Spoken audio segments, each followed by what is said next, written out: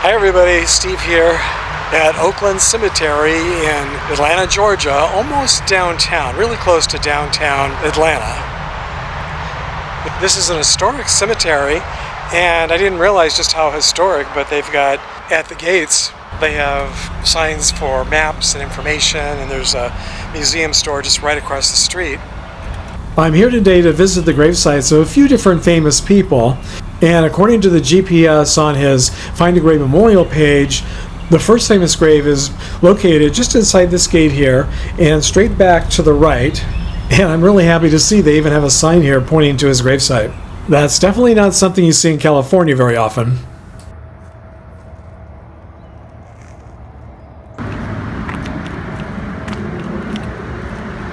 He sure had a lot of hit songs over the years, didn't he?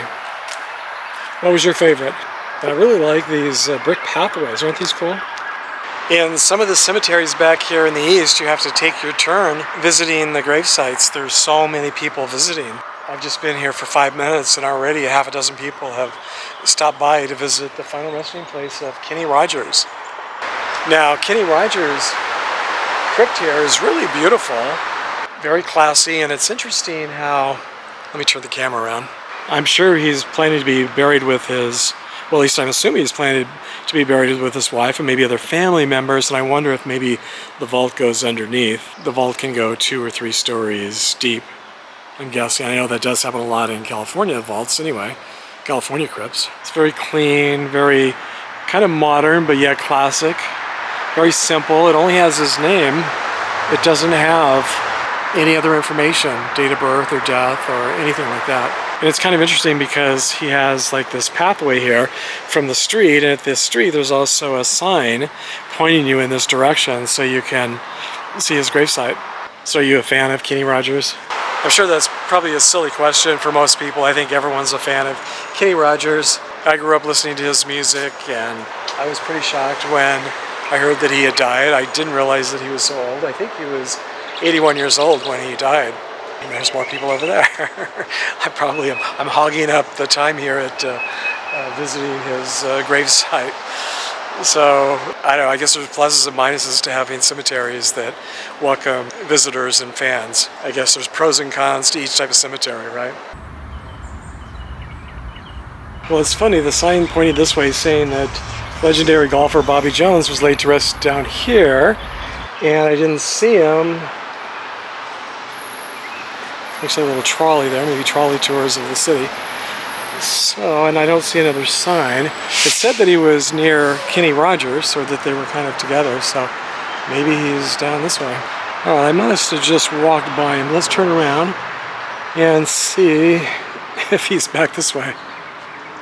Oh, I see another marker up here. Another one of these sort of burnt orange markers. Okay, I guess I should have made a right instead of a left. Oh, this one's pretty impressive over here. I don't know who this is, but Resurgence, Atlanta, Georgia, 1847 to 1865. Vice Mayor and President, Atlanta City Council. Okay, so these are local politicians. Okay, Bobby Jones, this way.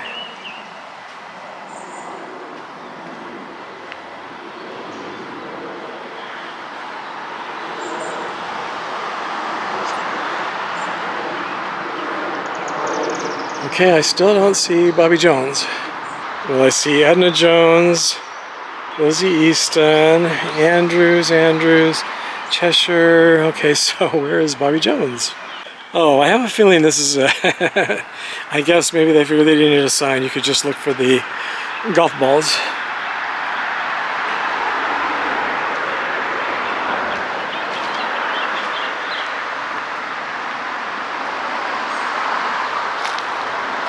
Isn't that funny? Now that's a lot of golf balls. That's fun that they've kept them here. And Kenny Rogers' gravesite, crypt, is right there. You see. This one's raised a little bit so you can see more of the street. And look at that, how fun. 6 feet under. Was that a pub and fish house? That is cool. And you can see it says Cherokee Avenue.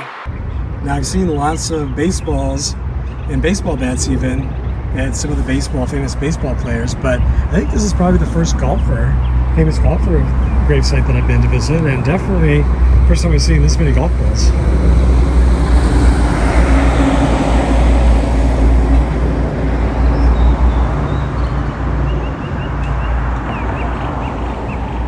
That's funny. Love the name of that restaurant. It sure is a warm but beautiful day here in Atlanta. Blue skies, hardly a cloud. Well, I guess some clouds are starting to roll in.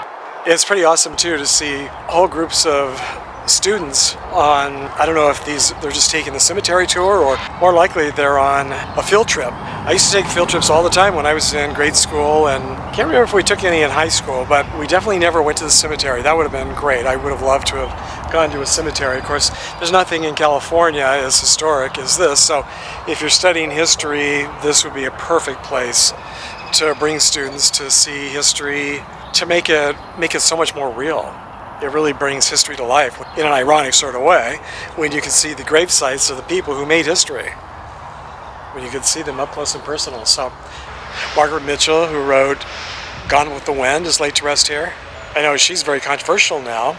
You know, things have certainly changed since her day, but those depictions, even though they were historical and of their time, can still be pretty upsetting for some people. So I know a lot of people find her and her book and the movie very controversial. It was one of the biggest movies of all time, one of the classics of all time, even if now maybe I think they've had to edit it, or maybe they're not even showing it in some places. But at the time, it was extremely popular.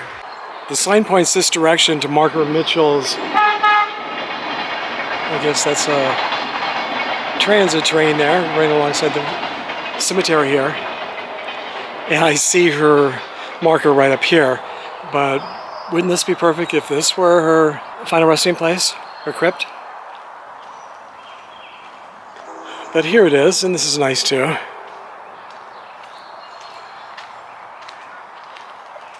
So we're doing a lot of landscaping here today.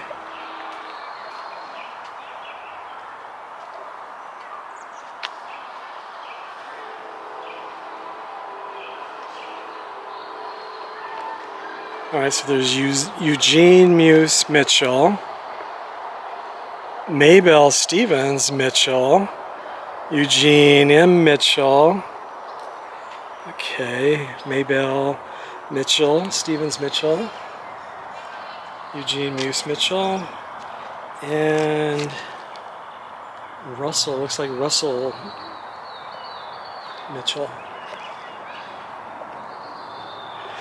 So I don't see Margaret on here. Is Margaret a nickname for Maybelle? Or am I in the wrong place? Okay, so author of Gone with the Wind. All right, here she is on the backside. I guess it's just a large family plot. So Margaret Mitchell Marsh, born in Atlanta, November 8, 1900, and died in Atlanta, August 16, 1949. So she died very young. John Robert Marsh. So she was married to John Robert Marsh.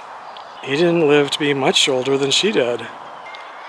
Now this might be an older, a different family plot here. Historic Oakland Foundation.